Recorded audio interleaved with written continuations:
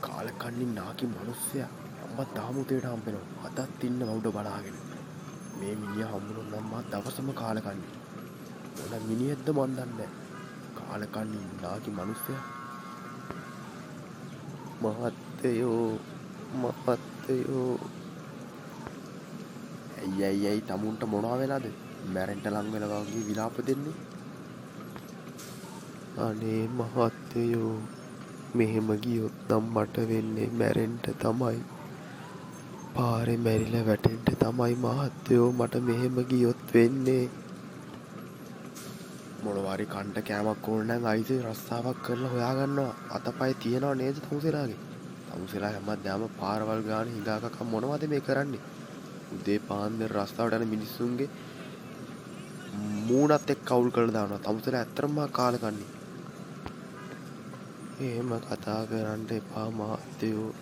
දැන් මගේ වයස අවුරුදු 85ක් විතර වෙනවා. මට දැන් මොන රස්සාද? මගේ අතපය වාරු නෑ මහත්තයෝ. අනේ මහත්තයාට පුළුවන් නම් අදට විතරක් මට මොනවාරි කෑමට පොඩ්ඩක් දෙන්න මහත්තයෝ.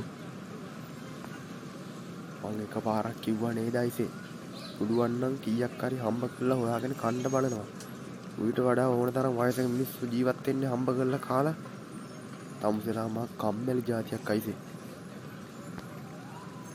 කොහොම හම්බ කරගෙන කන්නද මහත්තයෝ? පුළුවන් කාලේ අතපය වාරු තිබ්බ කාලේ හම්බ කරගෙන ඇති වෙන්න කෑවා. දැන් කාත් කවුරුත් නැති හින්දායි මේ මහා පාරට වැටුනේ මහත්තයෝ. ඉස්සර නම් මේ කඩපිල්වල හිටපු මහත්තුරු මට කන්න බොන්න කීයක් හරි දුන්නා. නැත්නම් කෑම ටිකක් හරි දුන්නා.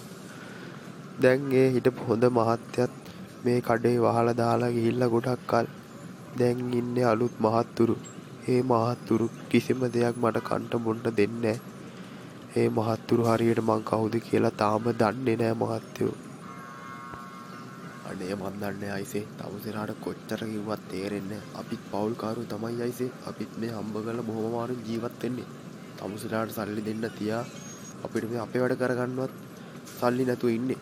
මාසේ අන්තිමේට අපිත් ණය වෙනවා.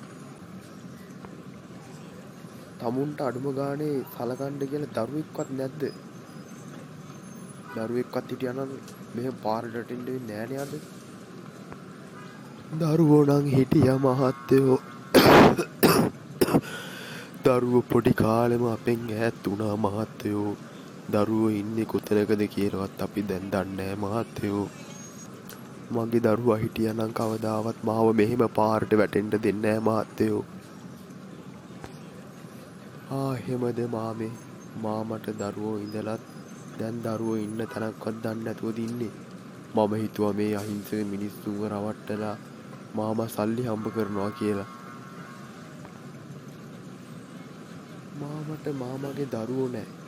මට මගේ තාත්තා නැහැ මාමේ.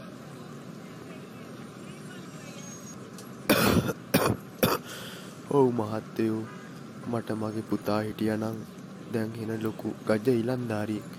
එහෙනම් මං අද මේ පාරේ ඉන්නේ නැහැ මහත්තයෝ. මගේ පුතාගේ නම සුරේන්ද්‍ර මහත්තයෝ. දැන් ඉන්නවා නම් ඉතින් ලොකු පුතෙක් තමයි. මගේ පුතා නැති උනේ මගෙන් ඈත් උනේ පොඩි කාලෙදීම. දැන් නම් මතකද කියලාවත් දන්නේ නැහැ මහත්තයෝ. මොකක්?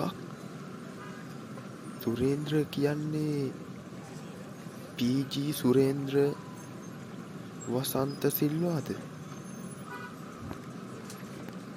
ඔව් මහත්තයෝ. පී.ජී. සුරේන්ද්‍ර වසන්ත සිල්වා තමයි. මහත්තයා මගේ පුතා ගැන දන්නවද? අනේ මහත්තයෝ දන්නවා නම් මට පොඩ්ඩක් පුතා ගැන විස්තර ටිකක් කියන්නකෝ මහත්තයෝ. තාත්තේ. අනේ මගේ තාත්තේ. මේ ඔයාද? මොකක්? මගේ පුතේ මේ ඔයාද? මගේ පුතා දැන් ලොකු මහත්තයෙක්. අනේ මට අඳුර ගන්න තියා හිතන්නවත් බැරි වුණා පුතේ. ඒ කියන්නේ අපි කොහොම හරි ආයෙ හම්බුණා. මම හිතුවා පුතේ දෙයියෝ කවදාරි දවසක අපිව මුණ ගත්තයි කියලා. හරි තාත්තේ හරි. දැන් එහෙනම් අපි ගෙදර යමු. මගේ දරුවොත් අද ගොඩාක් සතුටු වෙයි. එයාලව බලන්න එයාලගේ සීයා ආවා කියලා. අපි එහෙනම් දැන් ඉක්මනට ගෙදර යමු තාත්තේ. මගේ පුතා මාව පරිස්සමට බලා ගන්නව නේද පුතේ? අනේ මට අද නම් ලොකු සතුටක් දැනෙනවා පුතේ. මට කියා ගන්නවත් තේරෙන්නේ නෑ පුතේ. අද අම්මා හිටියානම් කොච්චර සතුටු වෙයිද මගේ පුතේ. හරි තාත්තේ අපි එහෙනම් දැන් ගෙදර යමු. මට පුළුවන් තාත්තා මුළු ජීවිත කාලෙම පරිස්සමට රජෙක් වගේ බලා ගන්න මගේ තාත්තේ. මං තාත්තට ගොඩාක් ආදරෙයි. අපි දැන් ගෙදර යමු තාත්තේ.